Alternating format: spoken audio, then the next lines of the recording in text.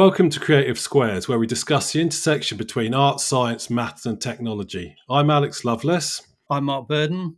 To kick off this podcast, we're going to cover one of the most well-known art-maths crossovers, the golden ratio, aka the golden section, aka phi, aka 1.61803398777, etc. The reason this is such a great starting point for this podcast is it turns up not only in maths and art, but in biology, engineering, architecture, computing, music, and points towards Renaissance, Da Vinci, Dali, Dan Brown, and presumably some other folks with names that don't start with DA. But are the golden ratio and other compositional paradigms merely a tyranny of conformity and an illusion of familiarity? That's what we're going to discuss today. But before we do, let's refamiliarize ourselves with what the golden ratio actually is. To understand the golden ratio, you first need to understand something called the Fibonacci sequence. Mark, do you want to take us through what that is and why it's important? When I think about Fibonacci, I think about the natural forms in life and kind of like growth formations in nature, specifically plants. And Fibonacci is a number sequence that is defined by a series of numbers. And I'll just reel them out. 1, 1, 2, 3, 5, 8, 13, 21. And you get the next number in the sequence by summing up the previous two. So in this case, we get the first two numbers in the sequence, 1 plus 1, and then we sum them up to get the third number, which equals 2. And then to get the next number in the sequence, we sum up 2 plus 1 to give us 3. And then we get 3 plus 2 equals 5, and so on. So we get an infinite number series based around integers, and it just carries on like that. And when we think about how that could be reflected in nature, if we look at simple things like the formation of a tree, going from its main trunk to all of the little twigs and branches right at the end, it follows more or less a kind of like Fibonacci sequence where the main trunk gets broken into 2 and then into 3 and so forth, and you end up with loads of little twiglets and bits at the end that in springtime transform into leaves. Yeah, absolutely. And we see it on the petals of flowers tend to be one or other of the Fibonacci numbers. And it turns up in all sorts of weird places. I think people see it almost everywhere. It's one of those numbers that mathematicians get quite excitable about, a bit like pi and prime numbers, and want to know as much about as possible. But how does that the Fibonacci sequence relate to the golden ratio? Good question, and in fact, it's to do with the way in which the proportions are built out. So, if you think about a rectangle, there's a particular proportion between the shorter side and the longer side that is harmonious, and that relates to the number phi. So, if you take one side and divide it by the other side, you'll get the number phi, which is different from pi, and very easy to confuse the two if you're not used to phi and pi. But phi is that number, the 1.618 ... which is a regular number and is as long as pi. But it's that ratio. So it creates a kind of like harmonious balance when you're looking at those two aspects on a rectangle. So shorter side versus longer side, and it's the proportion of which, when you're looking at the two, that creates this level of harmony that we see in nature.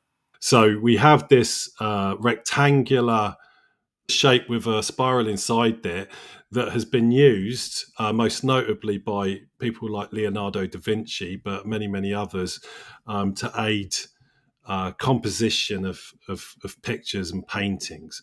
And I guess the theory here is that since the Fibonacci sequence is seen so frequently in sort of nature and in the real world, that it has some sense of aesthetic beauty that is inherent within nature, i.e. we find nature beautiful. The Fibonacci sequence stroke the golden ratio turns up in nature a lot, and therefore if you have your painting composition aligned with the golden ratio, then you draw a line between a comparison between your picture and the natural compositions in nature, and behind all of that we have this mathematical construct, the sequence called the Fibonacci sequence. Yeah, you're spot on there, Alex. And again, when we think about the way in which the rectangle for the golden ratio that we're used to seeing in fine art and in compositional devices for fine art, it's made up of those series of squares, so you get the 1+1 and creates another square of 2+2, and that creates another square of 3+3 and 5+5, and then we get the square of 8+8. So you've got within this proportion rectangle a number of focal points, which is different from what we potentially get with just a standard square. And I know that we both compose our art a lot of the time in terms of standard square. And the thing about the square is there's really only one center of focus, which tends to be the central point. But with the spiral shape, which is inherent in the Fibonacci series and the golden ratio, you get different points of interest. And typically, this is where Leonardo and those early Renaissance paintings, they were using 1 point perspective plus the golden ratio to define their compositions, to give it a feeling of naturalism, but also of purity and symbolic power and harmony by using this mathematical device. So I think it's interesting that it was rediscovered by Fibonacci from other sources, and then it was used in the Renaissance to kind of create a different type of aesthetic that was supposedly more harmonious. But we can see that the proportions were used in a lot of temple building and important buildings of power, these defined proportions that create a kind of a sense of harmony and a sense of power. Yeah, absolutely. And so I think Fibonacci didn't discover this sequence. It's been known about in various parts of the world for millennia. He was simply the person who popularized it in Europe, and it was instrumental in kicking off the Renaissance. He popularized quite a lot of other concepts at that time as well. And a lot of this thinking came from the East, Asia, Islamic science and mathematics. It supposedly turns up in architecture, and it's been theorized that it was used in the construction of the Great Pyramids, for example, in Giza, which is a somewhat tenuous assertion as far as I understand. We're getting to ancient alien territory here, but it turns up all over the place, and it tends to be a way to make things feel harmonious and to fit in with a natural sense of proportion and construction. And I think it's not dramatically different in some senses from like some of the other compositional rules, like the rule of thirds.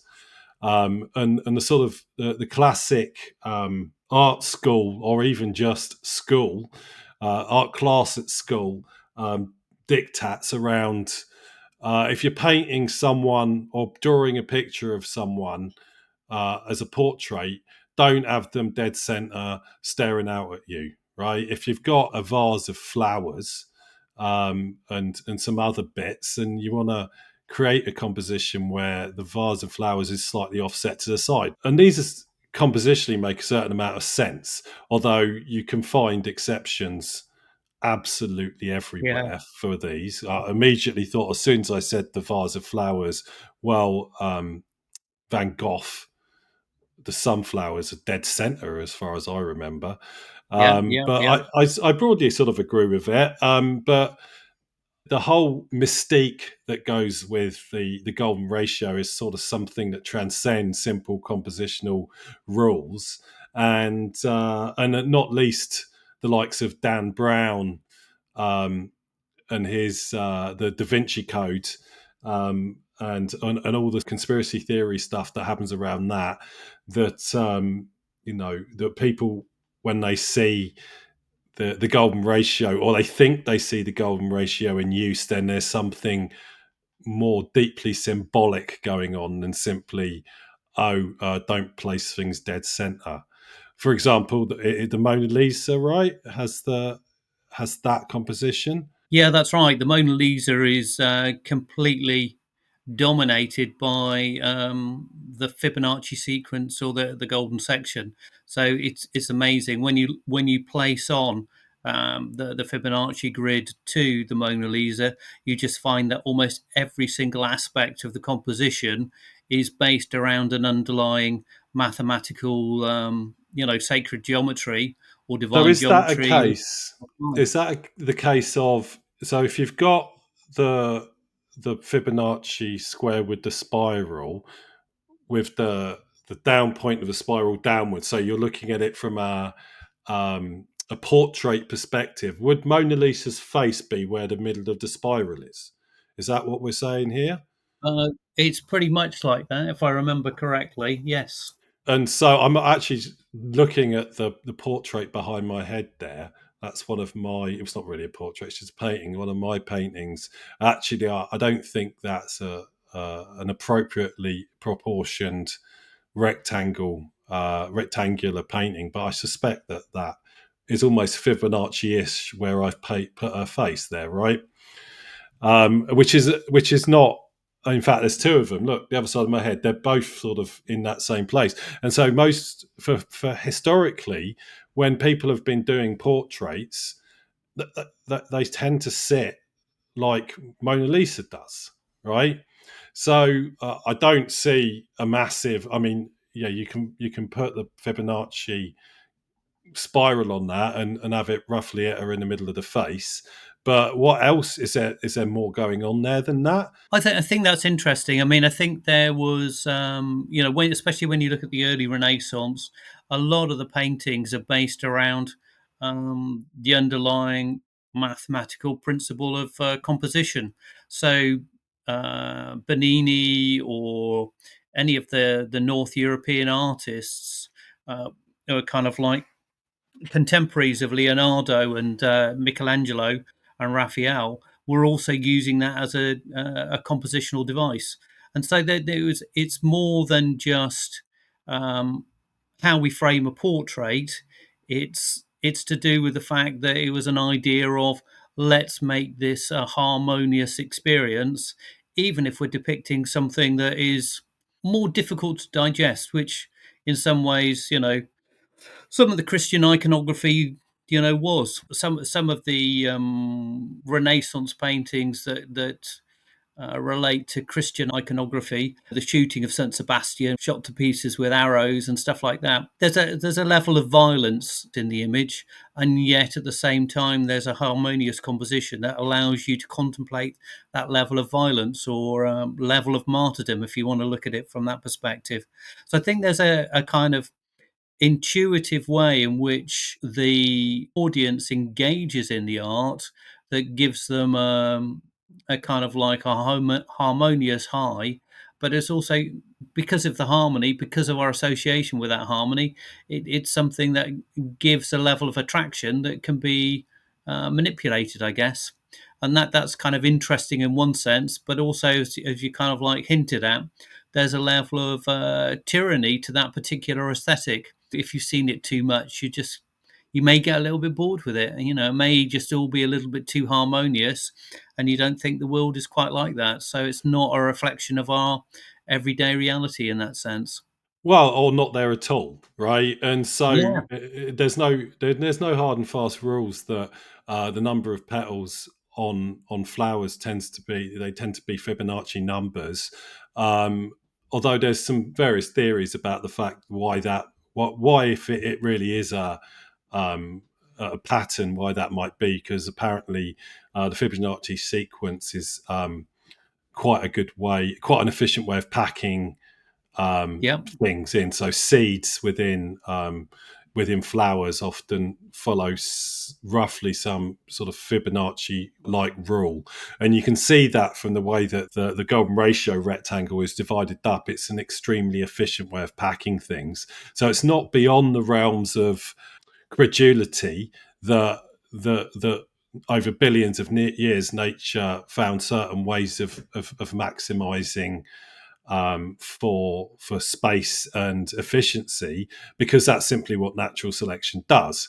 So I can get for one point where, yeah, okay, maybe that there's a rule, a general rule around, flower petals and Fibonacci, and maybe Fibonacci turns up more often than would be represented by pure chance.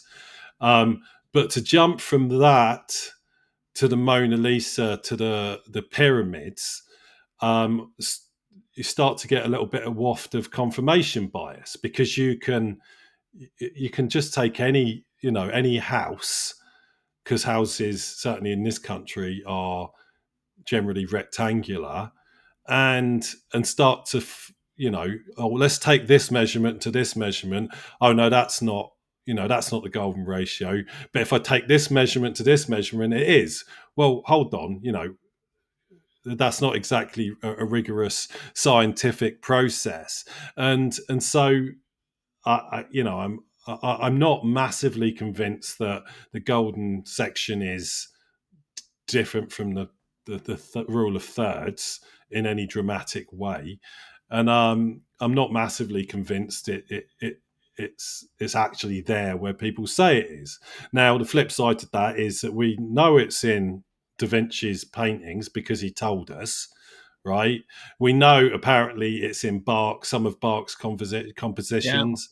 American prog metal band Tool recorded the whole album Lateralis that centers around the Fibonacci sequence in the beat and the structure of the songs in the album. So it definitely is there. But Lateralis is a hard listen. Like, it's a hard album to listen to, and it's really long and complicated, and almost nothing repeats, right? And from that sense, aesthetics or harmony, I'm not sure most people would say theming a whole album around Fibonacci led to a more harmonious album. I think most people will argue the exact opposite, unless, of course, you're a Tool fan. So, I mean, that's my question. Is it really improving things? You know what I mean? Or is it just a convention that has emerged and has attached to it a slightly higher degree of emphasis? Yeah, I mean, I think it's one of those things that people get interested in, and then they push it back and say, "Oh, it's a bit old-fashioned. We'll do something else." But within the history of art, it's one of those themes that people seem to keep going back to. It's a source of interest and curiosity, and you use it, and then you maybe put it in the bin for a while, or it goes out of fashion, and you end up having a different focus. But I think you mentioned when we were chatting before about the abstract compositions of Mondrian, and again, if you look at those compositions, you think, well, they're just abstract, they're quite pleasant, but when you do the analysis, you find out that they're based around a lot of golden section proportions within the canvas. So whether that's something that happened intuitively, or whether that's something that was kind of like pre-programmed and pre-designed and pre-composed, different question. I was very interested in looking at Marcel Duchamp's large glass, this kind of like techno image of intelligent, emotional machines interacting with each other. And again, I wasn't aware that he would ever use something like the golden ratio. But in all of the drawings he did, which are the precursor to the large glass, he was using the golden ratio. And so that whole composition, not usually mentioned in a lot of the historical uh, literature around the large glass, um, is completely based around the golden section. And I mean, he's he said it was a kind of like a mechanical approach to doing art, but it's interesting that that was a kind of like a level of aesthetic that he was using. Crops up everywhere, and then you think, oh no, there's just too much bias, and no, I don't want my stuff to look like everyone else's. So it's just like, Well, I'll and put, precisely right. And so, if we take this sort of idea of the composition of the Mona Lisa, which is also just a fairly sensible and pleasing composition for any waist up portrait for your average school photo, right? And that's cool, right? And I don't really think that that paradigm needs to be massively disrupted. But then you get this idea that, well, why is it like that? Well, this person did it before, or who copied this person did it for, who copied this person who did it before, and some of them may have been aware of the compositional imposition of the golden ratio, but most people were just sort of going, well, when I see portraits, this is what they look like. I based my work on X on Mondrian, and therefore, when you look at it, you'll find that there's some golden ratio in there, and we get a certain convergence because this is the paradigm or the standard way of composing pictures within a rectangle, and so we get this self-fulfilling thing yeah, that keeps going and going and going, and to the point where when someone violates the rule, either the rule of thirds or the golden ratio or one of the others, people look at that and go, "Oh, that makes me uncomfortable. That's a bit weird. That's a bit off." But what's going on there? There's this idea that, oh no, we have these compositions because we see them naturally in nature, but I don't think that's at all clear.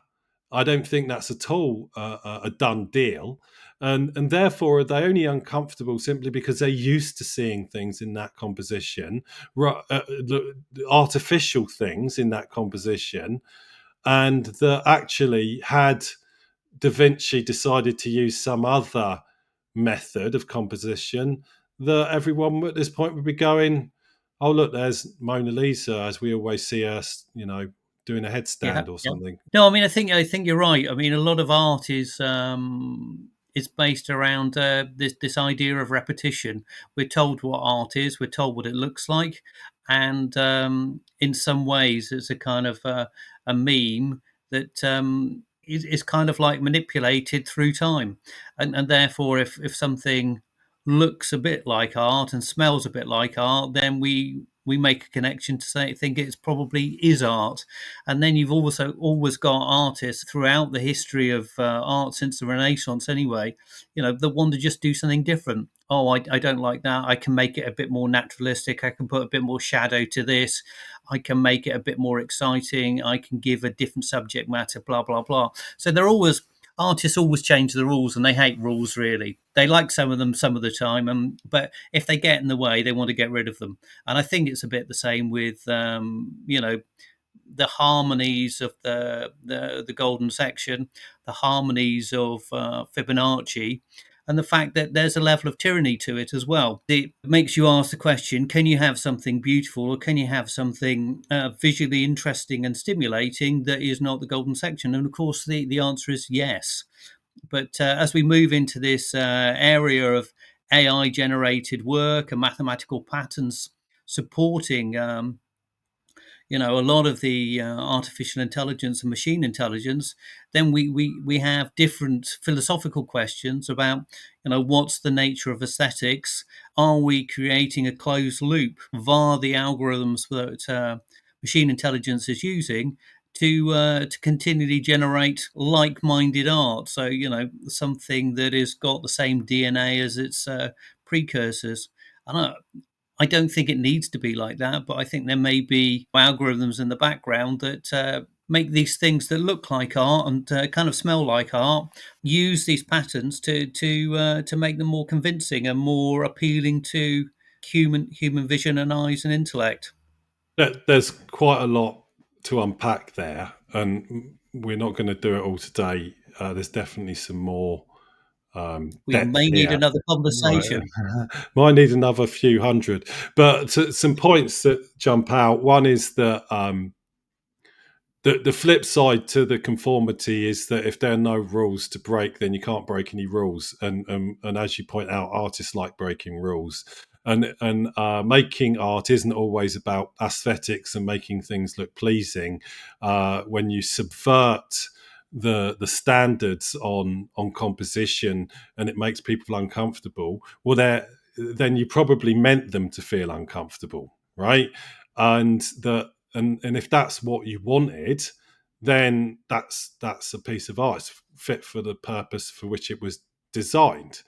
And of course, there are always going to be, just through pure brute force statistics, um, a center ground, right? A more popular way of doing things.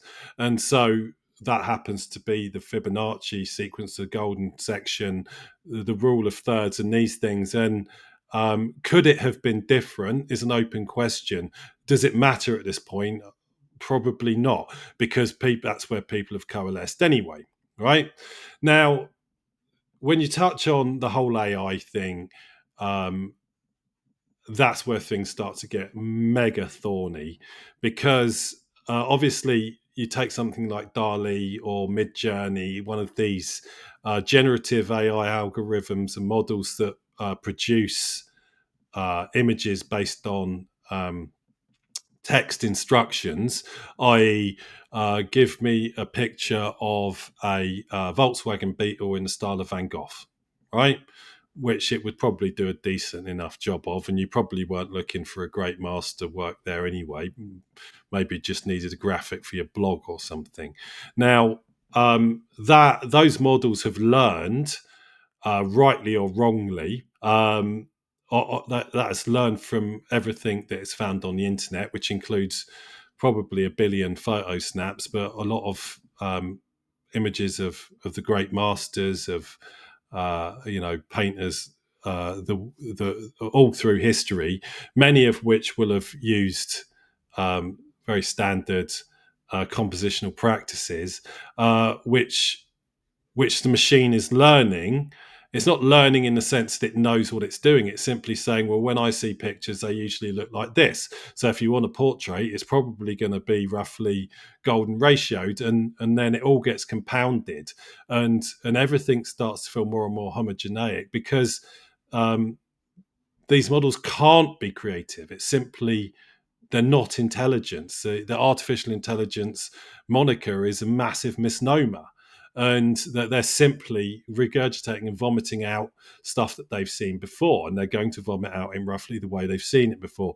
And therefore, the more AI art that gets out there, the more homogeneity there's going to be around things like composition and structure, and it sort of, you get to this point where, are we ever going to see anything that looks different ever again? Um, and it's quite depressing in that sense. Yeah, I know it's going to be interesting to see where it goes. I mean, the AI generated art. I mean, it's a word prompt versus a visual prompt or a material prompt, and that means that the work is generated. It doesn't have a level of materiality until it's printed out, or it forms into some form of 3D printing, I guess. You can imagine that something like that may happen in the not too distant future, unless it's probably happened already, because jewelry design is now being created by 3D printers and stuff like that. So this whole mishmash of hybrid compositions by machines and humans is already happening. I've been using large language models much more than I've used the image-based ones, and I use them for either writing text as a bit of a shortcut, or by, I get them sometimes to do coding for me in Python. And what I've found is that I have a way I want to do things that's fairly specific to how I work, and just how I learnt those languages and so on, or how I write my blog posts or podcast episodes and things like that. And then so you get it. So can you write some code to do this? And it writes it in a certain way, and I'm like, no, I don't want it done that way. Right. So you go into it and you say, well, no, okay, can you do it again, but write it this way? And it doesn't want to, right? It's simply like, no, I can't do it that way, can only do it this way, right? And if you've ever done any programming, but it's the same with creative writing, there's an infinite number of ways to do anything, and but it only wants to do it in the prevalent way. Now, whether I'm right or wrong to want it be done differently, um, it's kind of beside the point. Just shut up and do what I told you. But it doesn't. It's not being belligerent. It's just saying, "I sorry, I just don't understand. You're going to have it done this way because it's the only way, right?"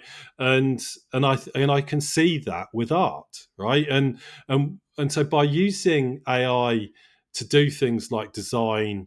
Or even composition or anything like that for artists using it for um, creating references for figure drawing or something, right? You, you can't get it to compose it differently.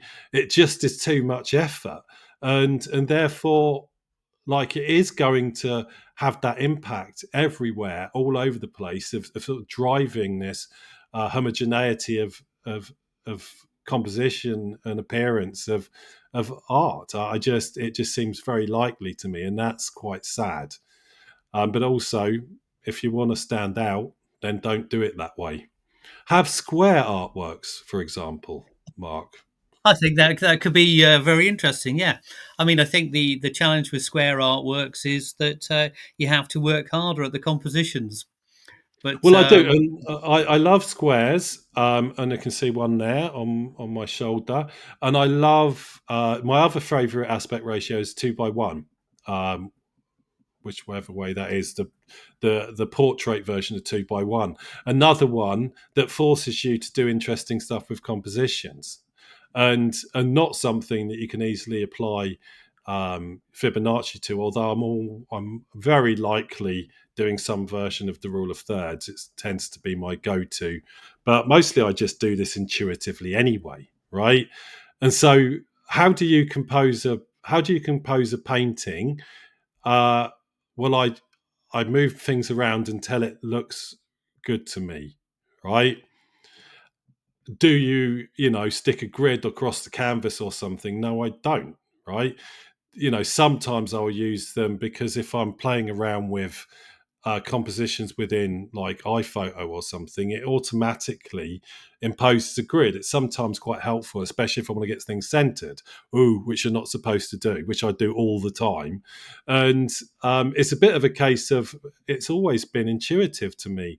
Now, someone will come in this house and, mathematically analyze all my paintings and tell me that, oh, no, they're all Fibonacci.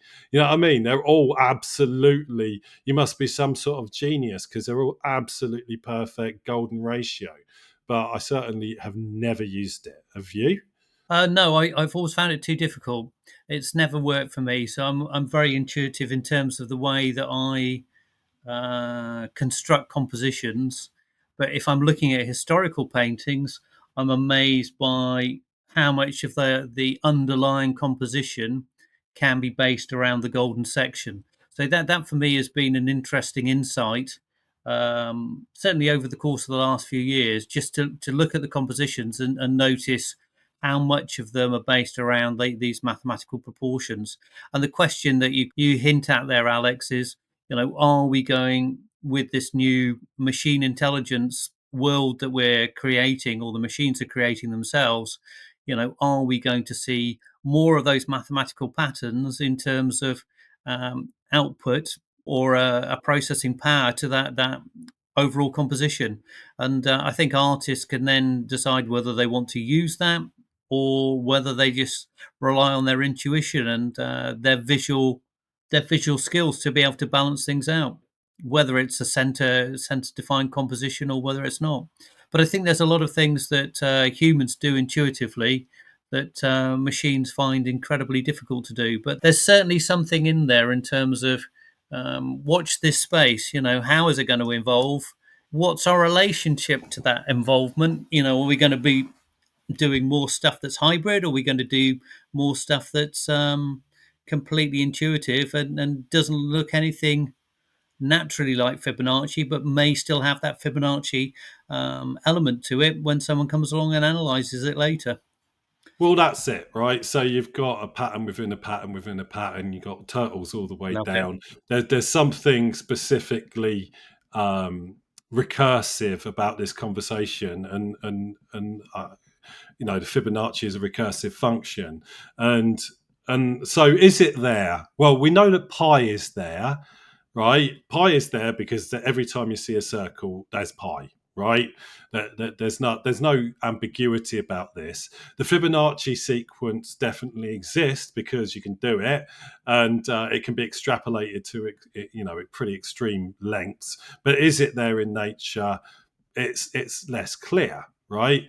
But we assume that it is, and as you sort of zoom out in a sort of fractal sense, yes, maybe you do see it in a lot more places, and maybe it depends on your lens and your zoom level on sort of human culture and which particular features you zoom in on. Maybe it's much more present, and cynics like me can just shut the hell up.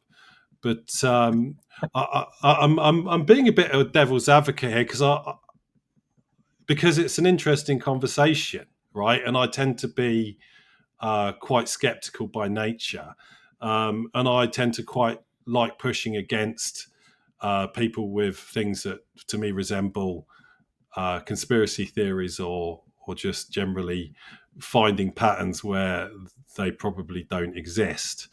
But also largely because I just don't care, right? I think it's an interesting subject, but I just don't have any use for it, and so I can sort of take any stance I want on this one, but I'll probably keep being somewhat cynical about the whole thing until someone proves to me more concretely. But on the maths side, well, there's whole journals written on the Fibonacci sequence.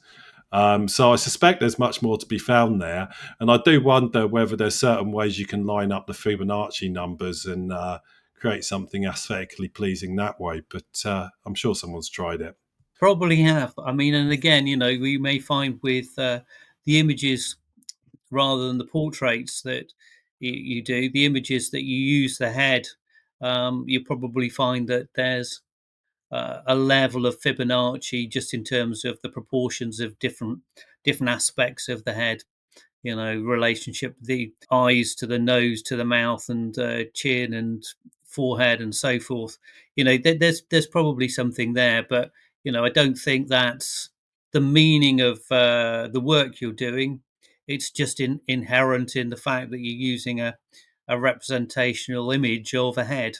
So I think Yes. we need to be a little bit careful about how pervasive Fibonacci and the golden section is in the natural world, and cautious in terms of its interpretation and a level of bias in art history, whether that's traditional or this kind of new stuff that's coming out of machines.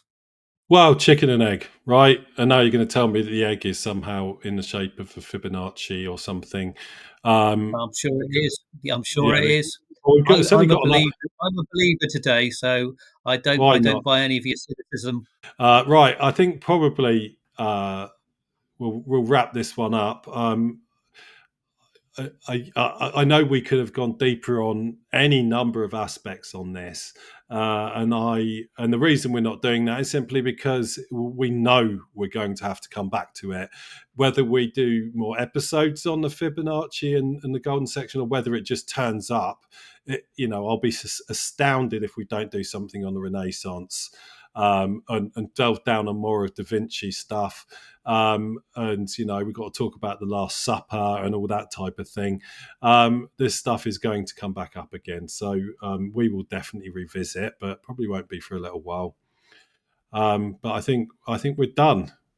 So thank you for joining us today, and we'll see you again soon. Bye.